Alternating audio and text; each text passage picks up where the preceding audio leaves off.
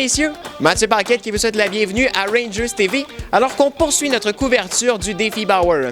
Alors depuis la dernière fois qu'on s'est vu la semaine dernière, les Rangers ont disputé 2 matchs sur la route. Malheureusement, 2 défaites pour la troupe de Patrick Bergeron. La première défaite, c'était du côté de Saint-Jérôme alors que les Panthères l'ont emporté au compte de 5-4. Et vendredi soir, les Rangers qui étaient de passage à Terrebonne pour y affronter les Cobras. Terrebonne qui l'a emporté par la marque de 10-3.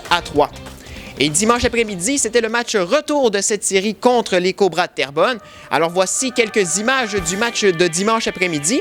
Les Rangers qui ont bien amorcé la rencontre en prenant les devants 3-0 lors des 30 premières minutes de la partie.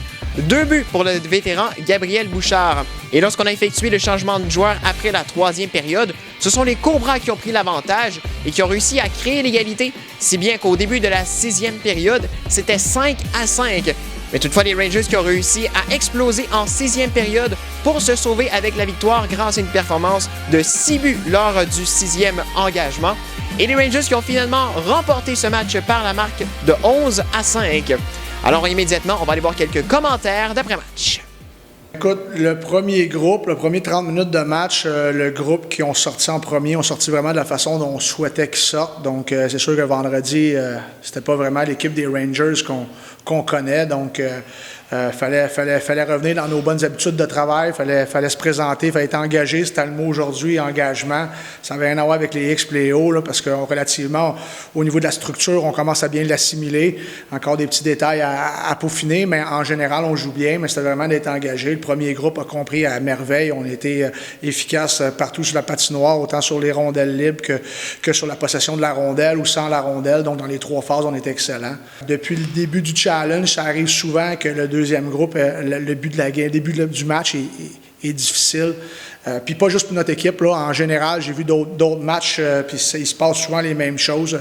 Bon, il faut trouver une façon de sortir de ça, puis de revenir dans ce qu'on a l'habitude de bien faire. Puis je pense que c'est ce que le deuxième groupe a fait. Bon, c'était pas toujours joli ce qui se passait au début du match. Par contre, on n'était pas outre jugement dominé. On était dans le match, puis c'était une question de temps avant de reprendre nos repères. Puis c'est ce qui est arrivé avec le temps. Donc, les petits gars ont bien répondu à l'appel suite à la période où que la Zamboni a fait la glace. On a pu se jaser un petit peu dans le vestiaire, remettre les choses en place. Puis les gars ont bien répondu. Puis c'est une belle preuve de caractère. Donc, je suis content d'avoir ça. Le coach nous a donné une stratégie à faire avant la game, puis on l'a zéro suivi. Puis, tu sais, quand il est venu nous parler en deuxième période, bien, ça nous a résonné un peu, puis on a commencé à plus suivre le plan de match, puis bien, ça a donné ce que ça a donné. Puis, tout le monde voudrait gagner le défi Bauer parce que tu as un laissez-passer pour les playoffs, puis c'est sûr que ça va jouer du coude pour avancer le plus possible dans le défi, puis c'est sûr que ça donne un bon show, puis c'est le fun pour les gars aussi. Les gars c'est vraiment des bons jacks. On a déjà une bonne ambiance. Le staff il est super, 100%. On fait des bonnes pratiques, puis j'adore le staff puis les boys.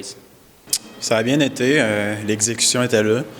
Puis, les passes étaient sur la palette.